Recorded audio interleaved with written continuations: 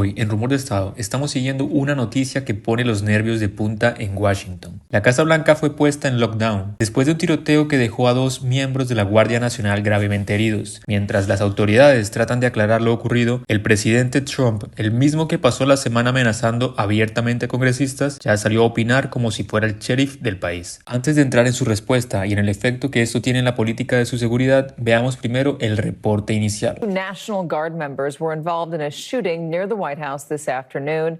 At least one of them was struck, and the White House is currently on lockdown.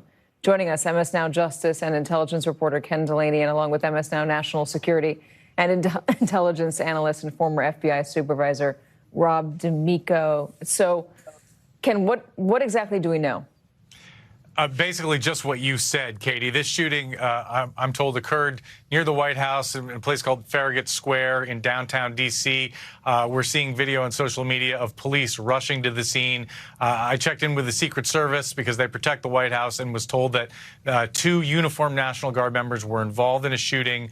At least one of them was struck. Their condition is not known. The nature of the incident was not known by this person. It's being handled by the D.C. police, not the Secret Service, because they've decided there's no nexus to the White House, no threat to the White House. So the circumstances of this incident are unclear. Remember, of course, that uniformed National Guard are regularly patrolling the streets of Washington, having been deployed there by President Trump. That's subject to a legal fight. Actually, 5 days ago, a judge ordered the Trump administration to halt that deployment. That's still being litigated. But again, so all we know is that 2 uniformed National Guard members involved in a shooting, one was struck. The condition of that person is unknown at this time. Yeah, so the AP is reporting that 2 National Guard members were struck, the 2 that were involved. Again, that differs a little bit from our reporting. We'll see if that gets updated.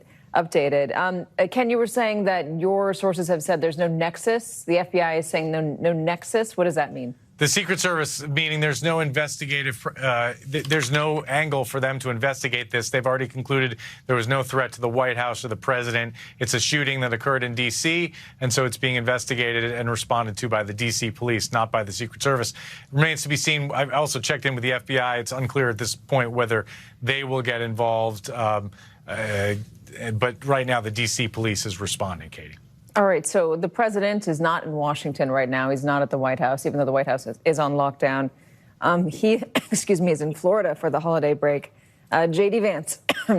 Lo primero aquí es separar los hechos del ruido político. No sabemos aún qué motivó el ataque, ni en qué condiciones están los guardias heridos. Lo que sí sabemos es que en este país, cada vez que hay un incidente violento cerca del poder político, surge la misma sensación de fragilidad. Funcionarios, asesores, cuerpos de seguridad, todos viven bajo una tensión permanente que no debería ser normal. Y aún así, mientras todo esto pasa, el presidente Trump está en Florida, ajeno al caos, pero muy dispuesto a capitalizar la tragedia. Y después de ver este primer reporte, vamos a revisar cómo respondió él, porque su mensaje dice mucho más de lo que aparenta. Pasemos al siguiente fragmento. La ironía es grotesca. Trump se declara protector absoluto de las fuerzas de seguridad después de pasar la semana atacando a congresistas, alentando a sus seguidores más fanáticos y reviviendo el lenguaje que ya provocó violencia antes. Su mensaje en su red social no es condolencia ni liderazgo, es un recordatorio de poder, un yo mando aquí. Y claro, uno no puede evitar recordar que ese es el mismo presidente que indultó a quienes golpearon brutalmente a oficiales del Capitolio, oficiales que hoy son los que responden a esos tiroteos en Washington. Es imposible leer las palabras sin preguntarse a quién pretende proteger realmente y quién está intentando intimidar. Y aunque uno no quisiera que esto fuera un hecho aislado, no lo es. Lo que viene a continuación lo demuestra perfectamente. Vamos con el siguiente clip. Something that was pretty simple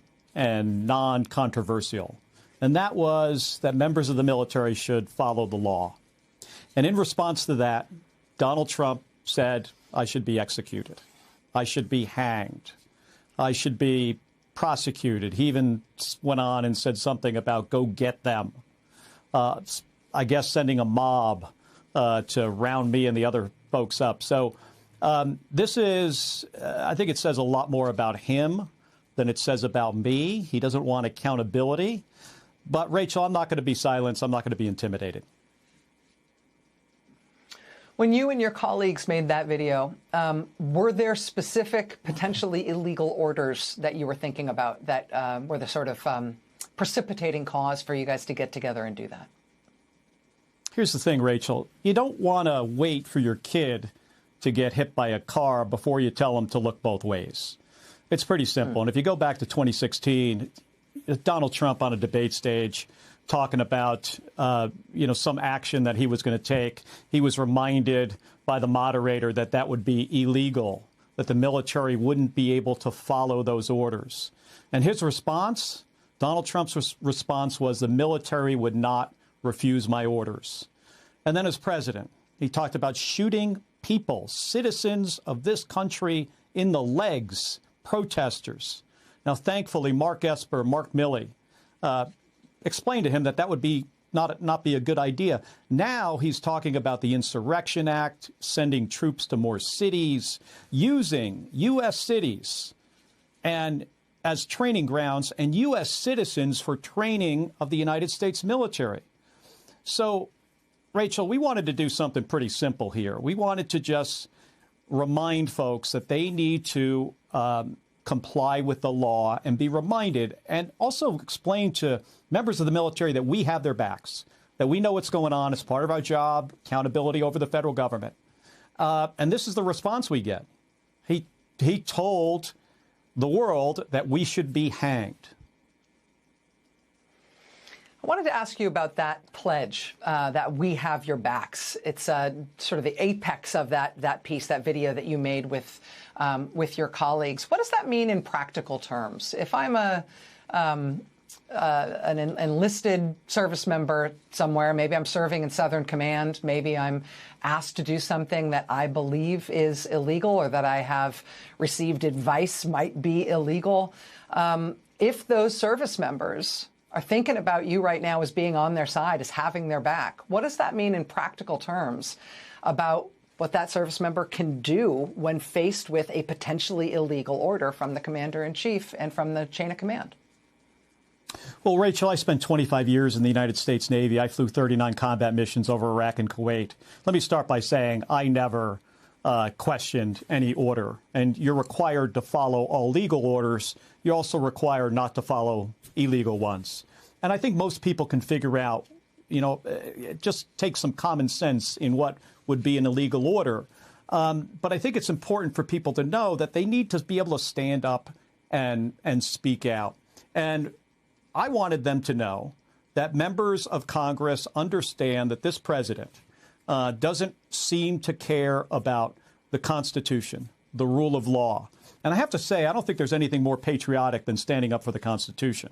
And right here, right now, this week, the president clearly is not doing it. Lo que acabamos de ver y de escuchar debería estremecer a cualquiera. Un senador, exmilitar con décadas de servicio, contando cómo el presidente de Estados Unidos sugiere su ejecución simplemente por recordarle lo que los soldados deben obedecer la ley. Es el tipo de intimidación que corroe a instituciones, normaliza la idea de que el poder se impone a punta de amenazas y lo más inquietante, se vuelve rutina. Cuando el país presencia un tiroteo a metros de la Casa Blanca, nuestra primera reacción ya no es preguntar qué pasó, sino preguntarnos qué va a publicar Trump, a quién va a convertir en enemigo y cuánta gasolina le va a echar a una situación que ya de por sí es tensa. Lo que vimos hoy es un síntoma de algo más profundo, un clima político saturado de miedo, abuso de poder y violencia alentada desde arriba. Mientras las autoridades investigan el tiroteo, el presidente Trump sigue explotando cada crisis para fortalecer su imagen de mando absoluto, aunque eso implique avivar el resentimiento, deslegitimar a sus críticos y poner en riesgo a quienes simplemente cumplen su trabajo. Esto es Rumor de Estado.